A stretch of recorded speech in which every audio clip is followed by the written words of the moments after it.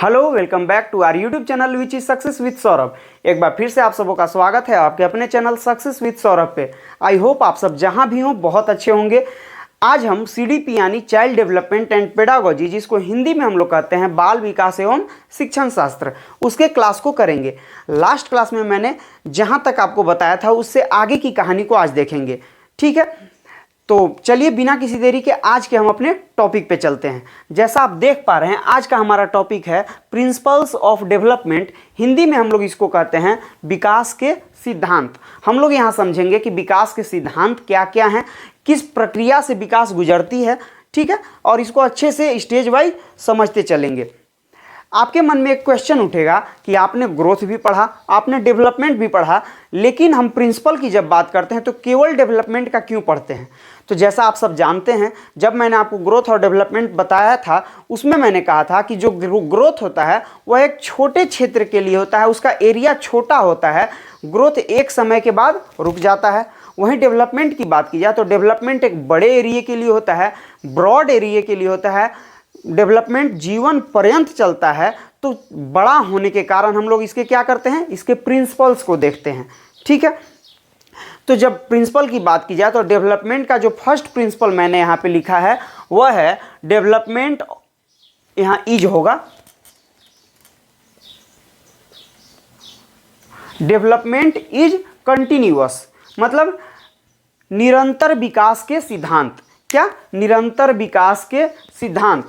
इसमें समझने की बात क्या है कि जो आपका डेवलपमेंट है वह कंटिन्यूअस चलता है, जीवन पर्यंत चलता है। मैंने आपको बताया था कि जब बच्चा माँ के गर्भ में आ जाता है उसी समय से उसका विकास क्या होता है, स्टार्ट हो जाता है। और कब तक होता है? जब तक वह मृत्यु तक नहीं पहुँच जाता, जब तक वह उसकी मृत्यु नहीं हो जाती तब तक उसका किसी न किसी क्षेत्र में किसी न किसी प्रकार से डेवलपमेंट होता रहता है। तो उसी को यहाँ कहा गया है कि जो डेवलपमेंट होता है वह क्या होता है, कंटिन्यूअस होता है। हिंदी में इसको कहा जाता है निरंतर विकास का सिद्धांत, या आप सतत विकास का सिद्धांत भी कह सकते हैं। क्लियर? सेकेंड पॉइंट है प्रिंसिपल ऑफ सीक्वेंस। इसको हिंदी में आप लोग कहते हैं क्रम का सिद्धांत। जो विकास है वह एक क्रम को फॉलो करता है, इसलिए इसको क्या कहा जाता है, क्रम का सिद्धांत। अब इसको समझने के लिए आप यहाँ समझें कि जो डेवलपमेंट होता है वह एक क्रम को फॉलो करता है। मतलब किसी भी बच्चे की बात की जाए, वह भारत के बच्चे की बात हो या अमेरिका की बच्चे की बात हो या युगांडा के बच्चे की बात हो, मतलब कहीं का भी बच्चा हो, तो उसका फर्स्ट स्टेज जो होगा वह इन्फेंसी ही होगा। इसके बाद वह अर्ली चाइल्डहुड में जाएगा, इसके बाद लेटर चाइल्डहुड में जाएगा, इसके बाद एडोलेसेंस में जाएगा, इसके बाद एडल्टहुड में जाएगा, और इसी प्रकार से आगे बढ़ेगा। मतलब जो विकास होता है, जो डेवलपमेंट होता है वह एक क्रम को फॉलो करता है। क्लियर? नेक्स्ट है प्रिंसिपल ऑफ इंडिविजुअल डिफरेंस। इसको हिंदी में आप लोग कह सकते हैं व्यक्तिक विभिन्नता का सिद्धांत। मतलब जो डेवलपमेंट होता है वह इंडिविजुअल डिफरेंसेज को भी फॉलो करता है। इसको समझने के लिए आप समझें कि मान लीजिए एक बच्चा 5 साल का है, दूसरा बच्चा भी 5 साल का है, तो यहाँ पे कोई बाउंडेशन नहीं है या कोई फिक्स फॉर्मूला नहीं है कि 5 साल के बच्चे में इतना मानसिक विकास होगा, इतना शारीरिक विकास होगा, इतना सामाजिक विकास होगा। मतलब एक 5 साल के बच्चे में हो सकता है मानसिक विकास उसका ज़्यादा हो गया होगा, वहीं दूसरे 5 साल के बच्चे में उसका मानसिक विकास कम हुआ होगा। मतलब जो विकास है वह इंडिविजुअल डिफरेंस को भी फॉलो करता है। समझ गए? मतलब व्यक्तिक विभिन्नता को भी फॉलो करता है। क्लियर? नेक्स्ट है प्रिंसिपल ऑफ डायरेक्शन, जिसको हिंदी में कहा जाता है दिशा का सिद्धांत। हिंदी में क्या कहा जाता है? दिशा का सिद्धांत। अब इसको हम लोग समझते हैं कि जो डायरेक्शन की बात करते हैं तो डेवलपमेंट का डायरेक्शन किस प्रकार होता है। तो इसमें हम 2 पॉइंट की चर्चा करते हैं, और उसमें फर्स्ट पॉइंट है जिसको कहा जाता है सेफेलोकॉडल। हिंदी में इसको कहते हैं शिरोध पदोमुखी। आप लोग इंग्लिश में ही याद रखेंगे, इंग्लिश में याद करना ज़्यादा आसान होता है। आप सीडीपी की बात करें तो इंग्लिश के वर्ड उसके आसान हैं, तो आप लोग जनरली इंग्लिश में ही याद करने का प्रयास कीजिएगा। तो जो सेफेलोकॉडल होता है, सेफेलो का मतलब ही होता है सर से रिलेटेड होता है। तो जो सेफेलोकॉडल है उसमें क्या कहा गया है कि हेड टू टो, मतलब विकास जो होता है वह सिर से पैर की ओर होता है। इसको आपको यहाँ केवल इतना ही समझना है कि सेफेलोकॉडल का मतलब क्या होता है। तो मतलब इसका होता है हेड टू टो, सिर से पैर की ओर, ठीक है। लेकिन इसको अगर आप और इलोबरेट करके समझना चाहें तो जब बच्चा माँ के गर्भ में होता है और बच्चा बनने की प्रक्रिया में होता है तो सबसे पहले जो भाग बनता है उसका सर ही बनता है। क्लियर। उसके बाद अन्य अंग बनते हैं और लास्ट में जाकर पैर बनता है। मतलब क्या हुआ कि जो विकास है वह किस प्रकार हुआ, हेड टू टो हुआ, सिर से लेकर पैर की ओर हुआ। क्लियर। और इसी के अंतर्गत हम सेकेंड पॉइंट पढ़ते हैं जिसको हम लोग क्या कहते हैं, इंग्लिश में कहा जाता है प्रॉक्सिमोडिस्टल, इसी को हिंदी में कहा जाता है समीपस्थ दूरस्थ। यहाँ भी हिंदी टर्म थोड़ा टफ है, आप लोग इंग्लिश में ही याद रखेंगे। तो प्रॉक्सिमोडिस्टल का जो अर्थ होता है, जो मीनिंग होता है, उसमें कहा गया है, इसको हम लोग कह सकते हैं near to far. Near to far मतलब नज़दीक से दूर, इसका हिंदी ये हुआ। और क्या कह सकते हैं, तो सेंटर टू पेरिफेरी कह सकते हैं, मतलब केंद्र से बाहर कह सकते हैं। तो आप जब प्रॉक्सिमोडिस्टल की बात की जाए तो आप लोग नाम केवल याद रखेंगे कि इसको हम लोग कहते हैं near to far, centre to periphery. और इसको और इलोबरेट किया जाए तो जब बच्चा बनता है तो उसका सबसे पहले सेंटर भाग बनता है। मतलब सेंटर क्या होता है, नाभि होता है, या आप क्या कह सकते हैं रीढ़ की हड्डी होती है सेंटर। तो सबसे पहले वही बनेगा, इसके बाद मान लीजिए हार्ट बन गया, इसके बाद फेफड़ा उसका बना, और इसी प्रकार मतलब पहले सेंटर बनेगा, फिर बाहर की ओर, लास्ट में क्या बनेगा, उसका हैंड बनेगा, हाथ बनेगा। ठीक है, तो वही यहाँ पे चर्चा की गई है। आई होप यहाँ पे जितने भी पॉइंट्स है आपको क्लियर हो गया होगा। नेक्स्ट जो प्रिंसिपल है वह है प्रिंसिपल ऑफ प्रिडिक्टिबिलिटी। इसको हिंदी में कहा जाता है अनुमान का सिद्धांत।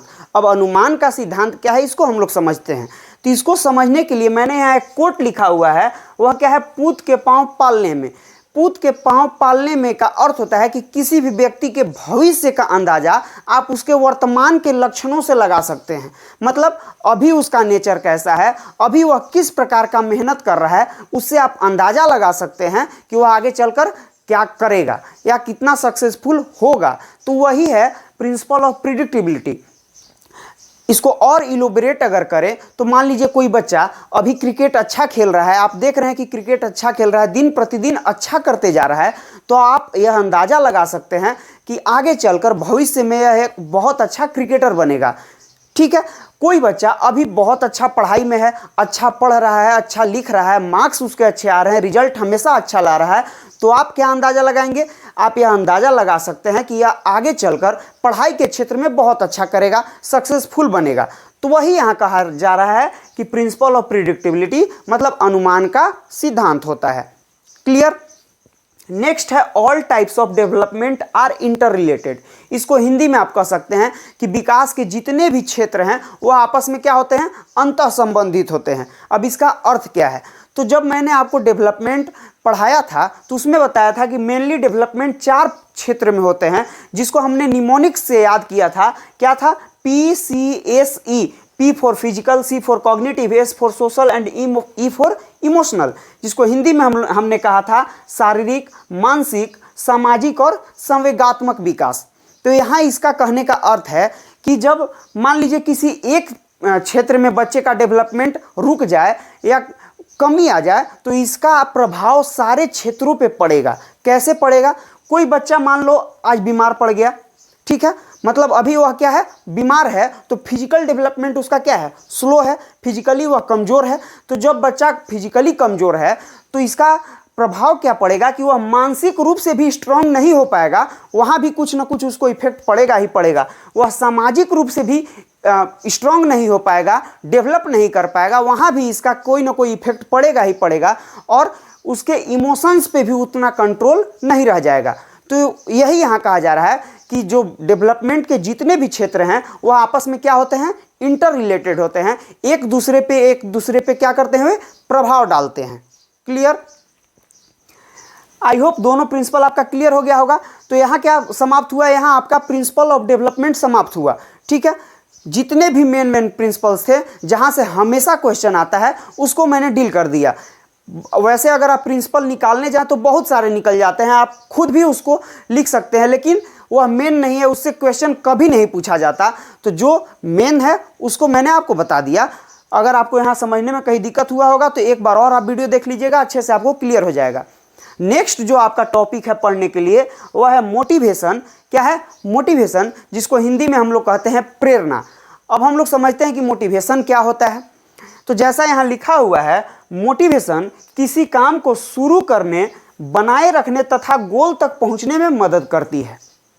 अब मान लीजिए किसी काम को आप शुरू करने जा रहे हैं और आप मोटिवेटेड ही नहीं हैं, तो आपसे वह काम कभी नहीं शुरू कर पाएंगे, आप उसको कभी स्टार्ट ही नहीं कर पाएंगे।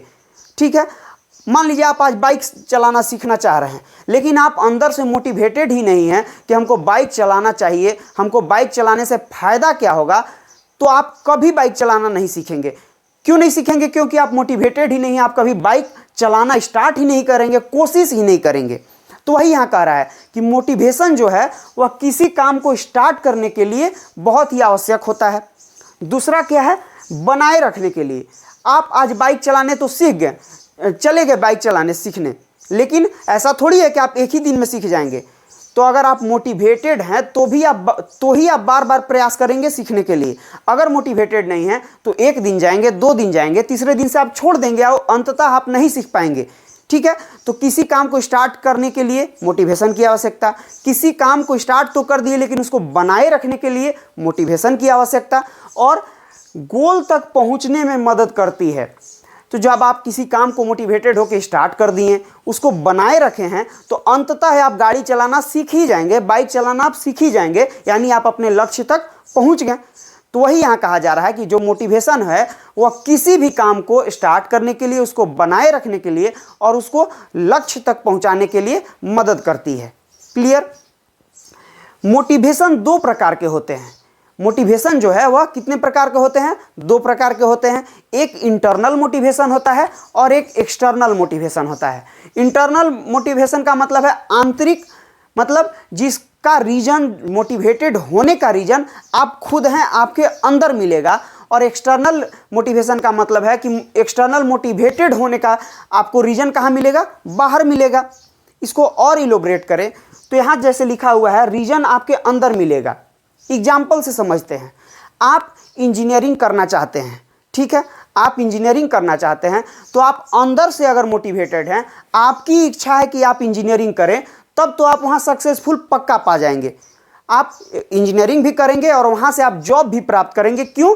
क्योंकि आप अंदर से मोटिवेटेड हैं, और जब अंदर से मोटिवेटेड होता है तो वह लॉन्ग रन के लिए होता है, वह आपको लक्ष्य प्राप्ति तक रहेगा। ठीक है, वही यहाँ लिखा हुआ है कि इंटरनल मोटिवेशन लॉन्ग रन के लिए होता है। लेकिन वहीं अगर एक्सटर्नल मोटिवेशन की बात की जाए तो आप इंजीनियरिंग बाह्य मोटिवेशन से कर रहे हैं, आपके पेरेंट्स के मोटिवेशन से कर रहे हैं, तब वहाँ पे गारंटी नहीं है कि आप सक्सेसफुल करेंगे ही करेंगे, क्योंकि आप पेरेंट्स के लिए पढ़ रहे हैं, खुद के लिए नहीं पढ़ रहे हैं। तो यही कहा गया है कि जो एक्सटर्नल मोटिवेशन होता है वह लॉन्ग रन के लिए नहीं होता है। इंटरनल मोटिवेशन लॉन्ग रन के लिए होता है, आपके लक्ष्य प्राप्ति तक आपका साथ देता है। और एक्सटर्नल मोटिवेशन क्या करता है?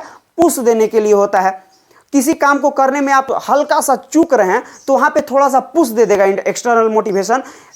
एग्जाम्पल, आप रनिंग करते हैं जॉब प्राप्त करने के लिए, लेकिन जितनी रनिंग की रिक्वायरमेंट है आप उससे कुछ समय से चूक जा रहे हैं, कुछ दूरी से चूक जा रहे हैं, तो वहाँ क्या काम आएगा? वहाँ एक्सटर्नल मोटिवेशन काम आएगा। जैसे आप प्रैक्टिस कर रहे हैं तो बाहर से जो आपको सिखाने वाले हैं, जो आपके मित्र हैं, वह चिल्लाते हैं, आपको चीयर करते हैं कि हाँ तुमसे हो जाएगा, दौड़ो दौड़ो भागो। इस प्रकार से क्या करते हैं? आपको चीयर करते हैं। तो आप एक्सटर्नली मोटिवेटेड हो रहे हैं कि हाँ, जब उनको विश्वास है तो हम कर सकते हैं। तो वही यहाँ कहा गया है कि जो एक्सटर्नल मोटिवेशन है वह पुश देने के लिए होता है। क्लियर? आई होप एक इंटरनल और एक्सटर्नल आप अच्छे से समझ गए होंगे। यहाँ पे एक पॉइंट मैंने लिखा हुआ है, अकॉर्डिंग टू स्किनर। जो स्किनर थे जिनके बारे में हम हमेशा पढ़ते आए हैं, तो इस जो स्किनर है वह मोटिवेशन को लेकर क्या कहे हैं, उनका कोट क्या है, उसको हम लोग देखते हैं। तो स्किनर ने कहा था, motivation is a runway to learning. जो मोटिवेशन होता है वह रनवे का काम करता है लर्निंग के लिए। लर्निंग का मतलब हुआ सीखना, किसी भी चीज़ को सीखने में जो आप मोटिवेशन है वह रनवे का काम करता है, मतलब मदद करता है। क्लियर? आई होप आपका यह पूरा क्लियर हो गया होगा। अब छोटे छोटे कुछ और पॉइंट्स बचे हैं, उसको भी हम लोग देख लेते हैं। नेक्स्ट इंपॉर्टेंट पॉइंट जो है आपका वह है साइकिल ऑफ मोटिवेशन, जिसको हिंदी में कहा जाता है प्रेरणा चक्र। अब प्रेरणा चक्र, साइकिल ऑफ मोटिवेशन होता क्या है उसको हम लोग समझते हैं। तो साइकिल ऑफ मोटिवेशन का अर्थ है कि जब आप मोटिवेटेड होते हैं तो क्यों होते हैं, और मोटिवेटेड होने के लिए क्या क्या चीज़ें आवश्यक होती हैं, आप किस किस दौर से गुजरते हैं, उसी को एक साइकिल में दर्शाया गया है, एक चक्र में दर्शाया गया है। उसी के बारे में हम लोग यहाँ चर्चा करेंगे। जैसा आप देख रहे हैं, जो इसका फर्स्ट स्टेज है, जो फर्स्ट पॉइंट है, जो सबसे अनिवार्य होता है, वह क्या है? इंग्लिश में लिखा हुआ है नीड, और इसी को आवश्यकता कहते हैं हिंदी में। अब आप मोटिवेटेड क्यों होते हैं? तो सबसे पहले क्या होता है, आपको किसी चीज़ की आवश्यकता होती है, आप नीड में होते हैं, आपको कोई चीज़ चाहिए होता है, ठीक है। तो स्टार्टिंग कहाँ से होगा? नीड से ही होगा, क्योंकि आपको कोई चीज़ चाहिए। तो ये हो गया फर्स्ट स्टेज। अब जो सेकेंड स्टेज है वह क्या है? ड्राइव, जिसको हिंदी में कहा जाता है प्रणोद। अब मान लीजिए आपको कोई चीज़ चाहिए, तो उसके लिए ड्राइव कहाँ से आएगा? आपको मोटिवेशन कहाँ से मिलेगा? आपको कोई सिचुएशन, कोई घर की परिस्थिति, कुछ भी ऐसा हो जो आपको ड्राइव दे रहा हो कि नहीं भाई हमको चाहिए ही चाहिए, तो वह क्या हो गया? वह ड्राइव होता है। और एग्जाम्पल के तौर पे मान लीजिए आपको जॉब की आवश्यकता है, ठीक है। तो जॉब की आवश्यकता, तो नीड क्या हो गया? जॉब की आवश्यकता हो गई। अब ड्राइव या प्रणोद क्या हो गया? तो वह हो गया आपका घर का सिचुएशन। क्यों चाहिए भाई आपको जॉब? तो हमारे घर का सिचुएशन सही नहीं है, तो यह आपको क्या कर रहा है? यह आपको ड्राइव दे रहा है। क्लियर? नेक्स्ट है एरोजोल, जिसको उत्तेजना कहा जाता है। अब आपको जॉब चाहिए, आपके घर की परिस्थिति सही नहीं है, तो इन सभी स्थितियों को देखते हुए आपके अंदर उत्तेजना आया, आप गुस्से में हो गए। क्या हो गए? आप उत्तेजित हो गए कि नहीं भाई अब तो चाहिए ही चाहिए, अब और मेहनत करेंगे, अब जो करना पड़ेगा करेंगे, लेकिन हमको जॉब चाहिए ही चाहिए, ठीक है। तो यह थर्ड स्टेज हो गया। फोर्थ जो है वह है गोल डायरेक्टेड बिहेवियर। अब मान लीजिए आपको जॉब चाहिए, तो जॉब के लिए आप सब चीज़ हो गया, आपको नीड भी है, आपको ड्राइव भी मिल गया, आप उत्तेजित भी हो गए, लेकिन आप गोल डायरेक्टेड बिहेवियर आपका नेक्स्ट स्टेज है। आप नेक्स्ट जॉब आपको कब मिलेगा? जब आप गोल डायरेक्टेड बिहेवियर करेंगे, जब आप पढ़ना स्टार्ट करेंगे, जब आप बैचेज खरीदेंगे, जब आप टीचर्स को अप्रोच करेंगे कि हमको पढ़ना है, हमको यह जॉब चाहिए या जो भी, ठीक है। तो क्या हो गया? आप गोल डायरेक्टेड बिहेवियर भी आप कर दिए। अब क्या होगा? नेक्स्ट होगा अचीवमेंट, जिसको हिंदी में कहा जाता है उपलब्धि। आपने गोल डायरेक्टेड बिहेवियर जब किया, जब आपने लगन से पढ़ा, तो क्या हो गया?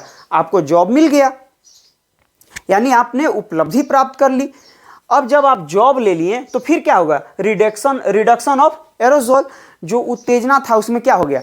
कमी आ गई।